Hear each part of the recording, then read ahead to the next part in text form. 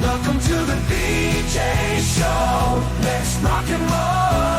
Rock and roll. Come on, everybody. Let's lose control. Brad and John, they're the ones to follow. Yeah, ready for the ride. It's the BJ Show. BJ Show. Good morning, John Combest. Good morning, Brad Hildebrand. John, you ever have one of those days when you take a shower and you get water to your ear, you can't get it out of your ear? You ever have that happen to you before? I have had that, and you generally should hop on one leg on the side of the affected ear and shake your head vigorously. Okay, let me play some commercials and I'm going to hop on. Yeah, go ahead. And are you dealing with that right now, Brad? Yeah, my right ear is sort of screwed up, but anyway. You know what? I can work wounded. I can essentially, with one ear tied behind my back, I can still, function. So, I want to say. Is it on the same side as your bad eye? It is, or did you balance it out? No, it isn't my bad eye, which hopefully will be fixed soon, but that's a whole other story. Okay, that's John Combest, Combest. Every single day of his life for the past 23 years, he puts together this incredible website called, what's it called again, John? Brad Hildebrand's top 3 when you go to kslq.co. No, is the name of it. It's called you got me going. It's called johncombest.com, Combest. And it's sort of like a mini Drudge Report, in mini meaning instead of being like across the board, he focuses on the state of Missouri. And that's what it's about. A bunch of different links. Some of them you can read and you go, oh, that's an interesting story. You click on it, it takes you to the story. Simple as that. But what we do is in the morning, we bring in this guy right here. I'm Casey Kasem. And what does he do? Now on with the countdown. And we count him down and we start off with... In third place. Well, Brad, I regret to inform you, it's been a big week for you and your boomer buddy, Mike Kehoe. Mike Killjoy Kehoe. Yesterday, you and I discussed the fact that thanks to Governor Kehoe, state workers are having to return to the office. They can't just work from home anymore if they had a remote job previously.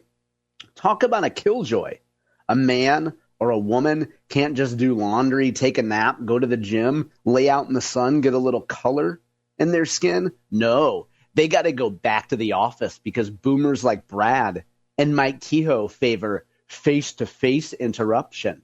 Well, Mike Kehoe, Killjoy Kehoe, was on a warpath yesterday, and he signed a bill that will ban cell phones from Missouri's public schools. Brad, can you believe this? I got to turn my mic back on. I think it's a wonderful idea. What do you mean, can I believe it? I think it's... Of course you do, Brad. Why shouldn't kids be able to pull out their phone and do a little Candy Crush or TikTok in the middle of the day? But see, I don't read the bill. The kids, can they bring them to school and then they have like a locker or something like that, or they're just not even allowed to bring them to school? I think they're allowed to bring them to school, and as the bill reads, this was Senate Bill 68, which is one number away from perfection. According to this bill, they can't use them. They can have them in their possession, but they can't use them. Now, a couple important asterisks, Brad, that I should have mentioned from the outset.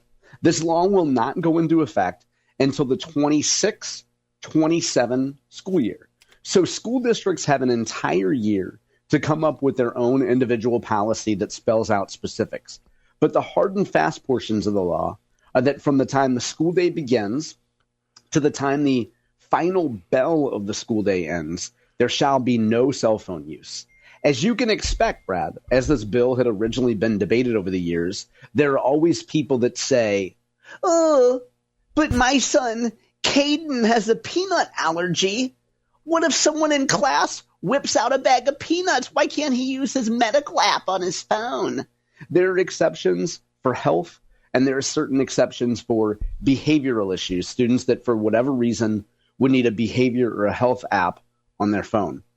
But other than that, Brad, it's a pretty hard and fast ban on using cell phones during the school day. I gave you my opinion on this. I gave you my opinion that I would make it, see, I'm not like a Mike Kehoe. I would make it mandatory that the kids would sit there and record their teachers. That was what they would do. Like a live stream. That was your idea, right, Brad? Well, they record the teachers, and they would pay attention to what's going on the screen, because we all know that the kids nowadays, they don't have any kind of eye contact with anybody anymore. They just got their eyes gazed upon their phone all the time. So they would essentially record their teacher, and that way, when they go home at night, they can, Mrs. Smith's, I can't remember what she said about inverse reactions of chemicals, and they could just bring up that recording. Oh, that's right. I do understand what she said. See, that would be the way we would do it. Yeah, and they could replay a lesson, and it's like we're all used to being able to go back in a video and hear something say, Brad, can you imagine what a teachers union would think about recording a teacher and holding them accountable for a lesson? I think you should ask your teacher friends about that. They love when you press them on union policies. No, they don't. They don't, Brad? They don't like it at all. I heard that they support your idea that a teacher must live and or shop in their own school district. No, well, see, that's my go-to when which always ticks them off, because that's the school choice thing. And if you've never heard me say this before, the teachers, because I think school choice is the right thing to do, because it's the free economic system. For example, John and I have this discussion all the time.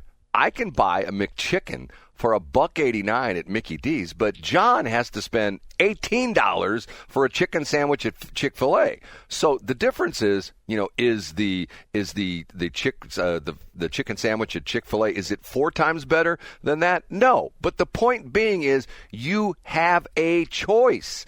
And in schools, you don't. And my point is, the school, they go, well, we don't want that school choice. And I essentially said, okay, fine. Then the teachers, whatever district they in, A, they should be forced to live in their district. B, they should be forced to do all their buying of everything, entertainment, everything. They can't move outside of their district and spend any money. They have to spend all their money in the district. Because, John, that makes sense, because the money would come back to them, because it's, everybody's paying the sales tax.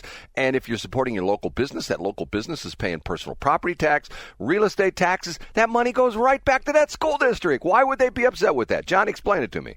I'm sorry, Teacher Brad. I was on my phone the whole time. Were you saying something? I was playing a Call of Duty while you were trying to teach me algebra. You know who'll never get to play Call of Duty if they don't correct their behavior? People in story number 2. Up a notch to number 2. Brad, you're a jingles guy. You've spent decades putting music and jingles and commercial together for clients. Isn't that right? I have, yes. I've done quite a bit of that. Matter of fact, we have it for our own show here. You absolutely do. And you also have a fantastic ad on Westplex 107.1 that has to do with tacos and air conditioning. And I won't spoil it, but folks need to hear it on Westplex 107.1. Do you remember this jingle, Brad? 6 is a serious number. Yeah. You remember that one? Yeah, that's the mobile on the run thing. Yeah, it used to be a gimmick where if the Cardinals scored 6 runs, you could come in and get a free drink, and it had a lot of people that aren't even sports fans paying attention to Cardinal scores. Well, Brad, I have a simple message for you.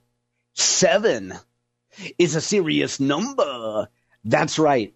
According to a breathless piece by Michelle Munns, or as we might call her, Michelle Hot Cross Munns, measles outbreak reported in southwest Missouri County.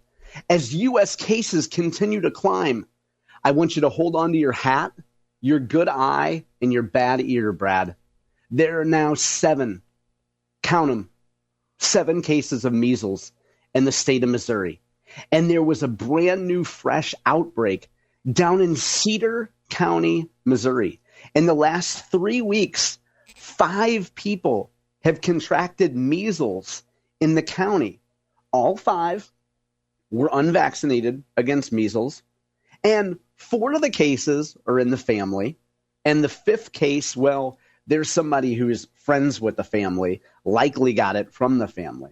But Brad, if you had to guess, besides Donald Trump, what or who is to blame for these measles cases?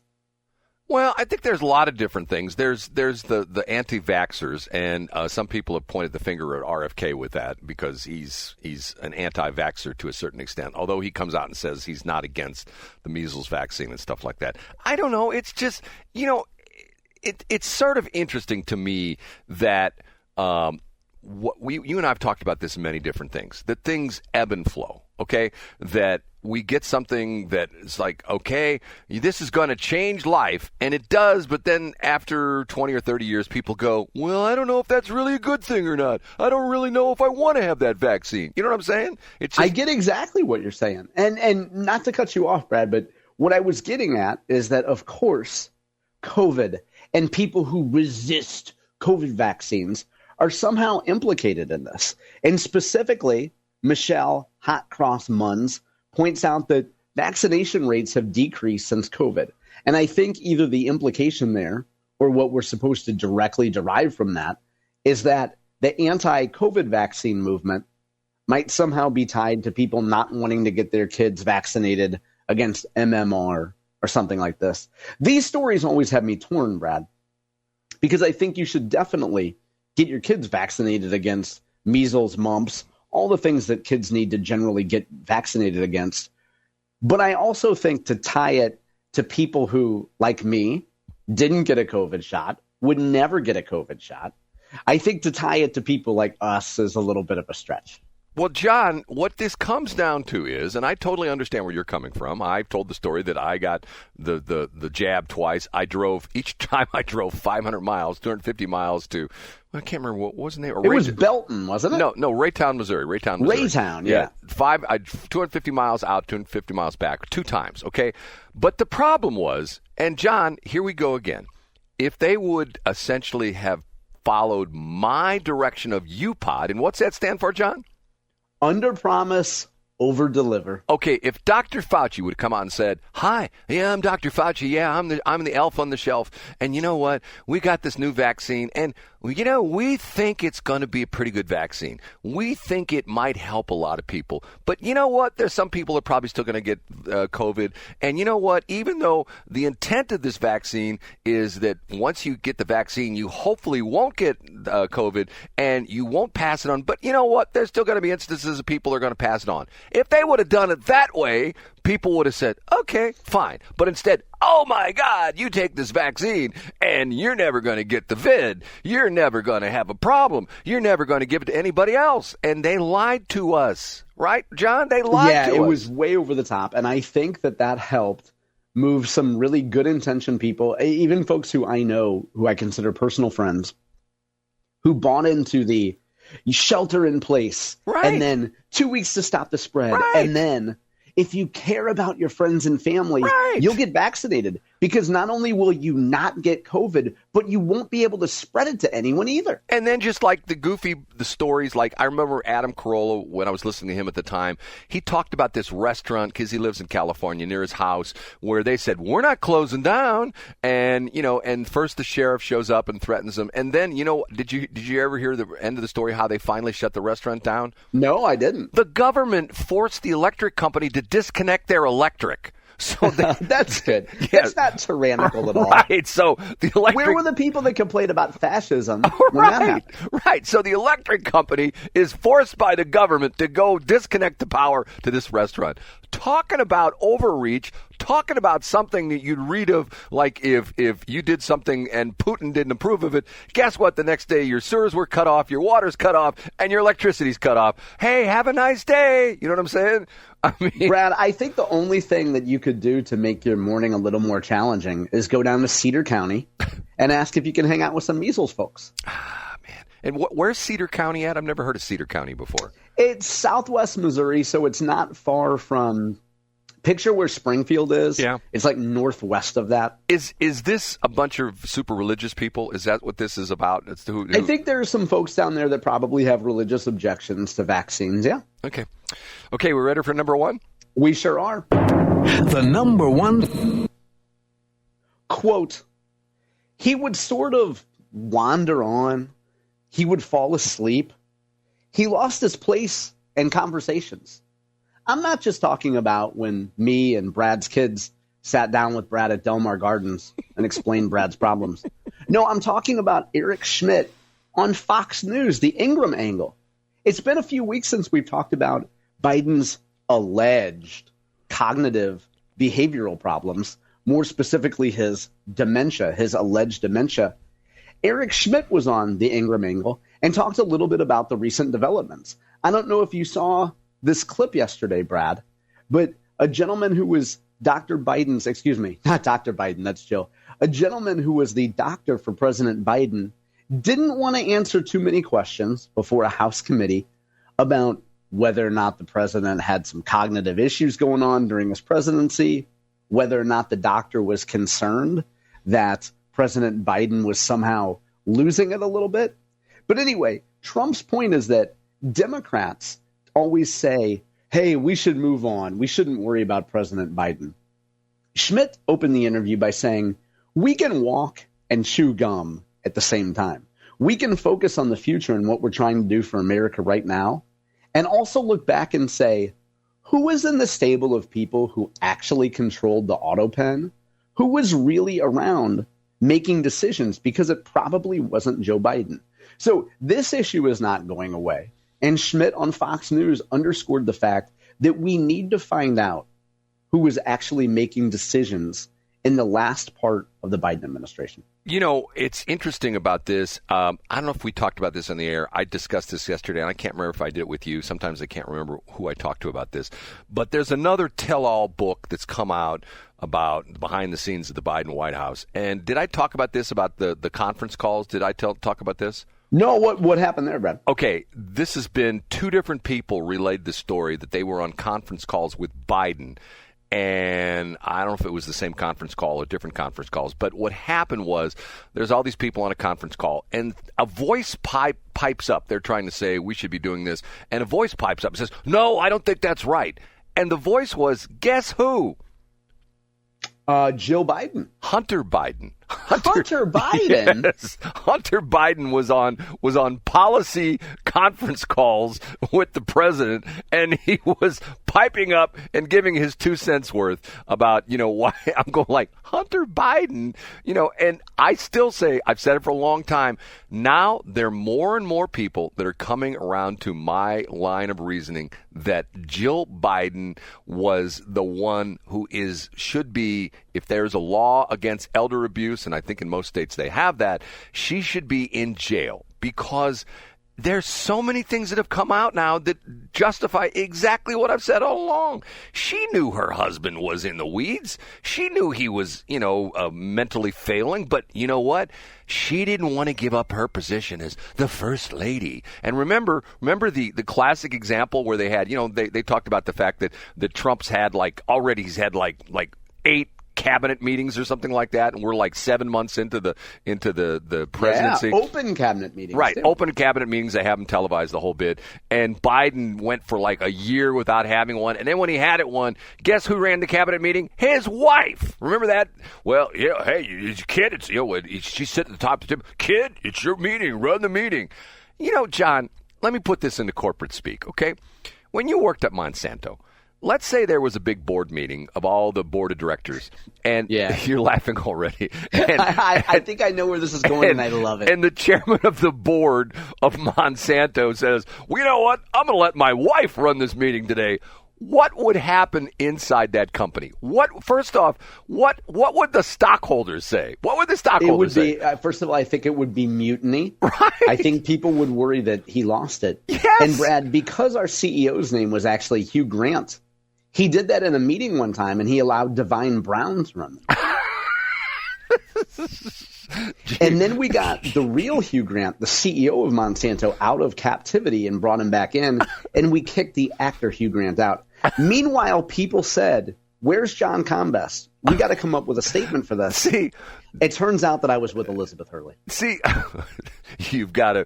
We were in the broom closet. We didn't need much room. John's going deep in the weeds on that one. You got to connect the dots with all the names there. And we have a smart audience, Brad. I think they get it. And unfortunately, I got it, which is John's probably saying, this is going to be over Brad's head. He won't know what I'm talking about. But it was the first time I ever wanted to be in Berkeley, if you know what I mean. I hear that. Okay, so you get my point. That absolutely, Brad. In corporate America, that would be what's the term? Heretical or hereterical? It would be heretical, and it would be you would not be doing your fiduciary responsibility. Exactly. You would be abdicating your role on behalf of shareholders and employees if you delegated decision-making authority to someone who wasn't appointed for. Yes, and I don't care if it's the guy's wife or girlfriend or his nanny. Or pet. Right, or whatever. The dude in charge is the reason he's there, is because he's the dude in charge. And in our case, as opposed to corporate, if they're corporate malfeasance where the CEO or the chairman of the board did that kind of stuff, they could oust him. But in our situation, that's not going to happen. Although the crazy thing about it is, remember, they tried to do the 25th Amendment on Trump, what was it, 6 months into his first term? And yet they would never do that to Biden. But that's a whole other story. Okay, are we ready to move on? We ready for I think we are, and if you talk like that, I'm going to take you out back and what was the name of the slang guy that Biden used to cite all the time? Corn Pop. Corn Pop, that's right. Corn Pop. Matter of fact, Brad, you're gonna get a punch in the kisser from Corn Pop. Matter of fact, John, as one of the fills on the station, it's funny. Yesterday, a listener called me and said, "What the hell is that thing you're putting on with Joe Biden?" I don't know if I told you this or not, if you listen to the station or not, but I've got that as one of the fills. We have to fill some of the breaks. And I've got him doing a minute 20 of him telling that whole crazy story about Corn Pop. And what's interesting was he gives a couple things which are sort of interesting, because he talks about the whole thing is he got into a fight with Corn Pop because Corn Pop, first off, wasn't wearing a swim cap. Now, the interesting part of this is talking about racial, because he says, back in those days, if you wear pomade in your hair, you have to wear a swim cap in the pool, even if you were a boy. So he calls out Corn Pop because he's in the high dive and he's messing around in the high dive. He doesn't have a swim cap on because he's got pomade in his hair, talking about racial. And then he calls Corn Pop Esther Williams. John, are you old enough to remember who? I don't remember Esther Williams. Esther Williams was a famed swimmer, and if I'm not mistaken, I think she was an Olympic champion who went on to be a movie star in Hollywood, and she was this famed swimmer, and he called Corn Pop Esther Williams. So he talks about, well, I didn't know what to do because they got straight razors, and they beat those straight razors in the curb. So he talks about he meets some guy who's the maintenance guy, and they go down in the basement, and the maintenance guy gives him a chain. He says, here's what you do. When you go out to your car, you grab this chain, and if Corn Pop tries to cut you, you wrap the chain around his neck. And I'm going like, oh, my God, this is so unbelievable. I have to send this one to you. It's so funny. Corn Pop. And that's the same one where he's talking about, when I was a boy and I was a lifeguard, I'd get in a pool, and the black kids would want to see the hair in my legs move around. Oh, I remember that. Yeah, very creepy. It's just bizarre. Okay, have I said enough? I think so. And you know what? We're way over time, and it's all John's fault. It is.